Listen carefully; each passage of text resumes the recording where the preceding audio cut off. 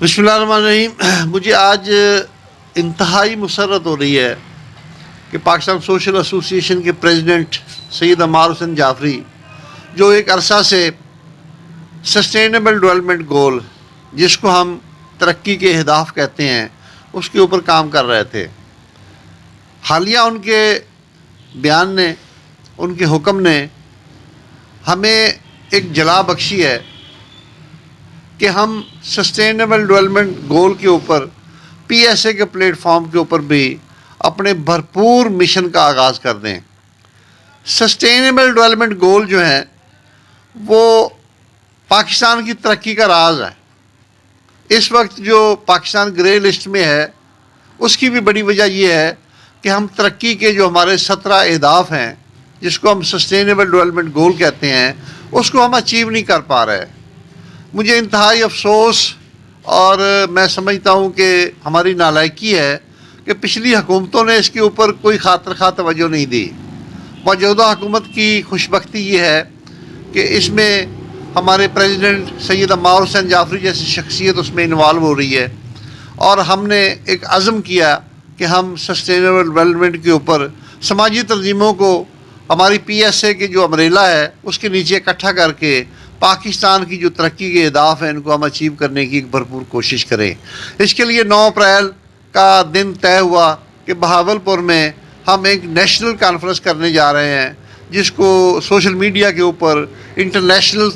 سطح کے اوپر ہائی لائٹ کیا جائے گا، اور اس میں ترقی کے اہداف حاصل کرنے کے لیے ملک کی تمام سماجی تنظیموں کو مدعو کیا جا رہا ہے۔ میں اس وقت خراج تحسین پیش کرتا ہوں، میرے ساتھ غلام رسول پاکستانی موجود ہیں جو ہمارے گرین پاکستان کلین پاکستان کے پی ایس اے کے کنوینر ہیں۔ اس وقت انہوں نے جو ہمارے ترقی کے اہداف ہیں، جو اس میں سب سے اہم ہدف ہے پاکستان کو گرین کرنا اور کلین کرنا، اس کے لیے 4,62,000 پودے اپنے ہمت سے، اپنی استطاعت سے اور اپنی مدد آپ کے تحت سے وہ لگا چکے ہیں۔ اس کے ساتھ انہوں نے پاکستان کو گرین کرنے کے لیے، کلین کرنے کے لیے 105 دن کا پورے ملک کا ٹور کیا اپنے موٹر بائک کے اوپر،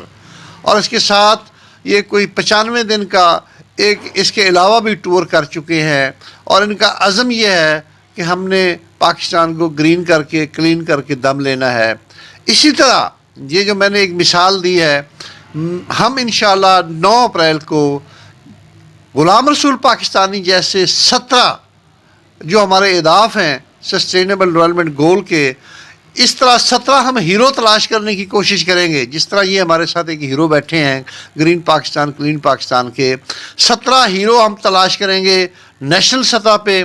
جن کو ہم تمام اہداف جو ہے، جس طرح غربت کا خاتمہ ہے، جس طرح زیر زمین پانی کا صاف ہونا ہے، اسی طرح ہمارا گرین پاکستان کلین پاکستان ہے، اسی طرح ہمارے کاشتکاروں کے جو مسائل ہیں، زراعت کی جو مسائل ہیں، اسی طرح ہمارے جو تعلیم کے کا فقدان ہے، اسی طرح ہمارے دیگر جتنے بھی ایشوز ہیں، اس کے لیے ہم 17 جو ہے نا وہ ہیروز تلاش کریں گے۔ وہ پہلا ہمارا جو پلان ہوگا وہ نیشنل لیول کے ہمارے ہیروز ہوں گے، اس کے بعد ہم صوبائی سطح پہ، اور اسی طرح ہم ڈویژن سطح پہ اور ضلعی سطح پہ ان اہداف کو لے کے چلیں گے، تاکہ ہم ملک کی جو پراپر خدمت ہے وہ کر سکیں، اور پاکستان کو یہ جو ہمارا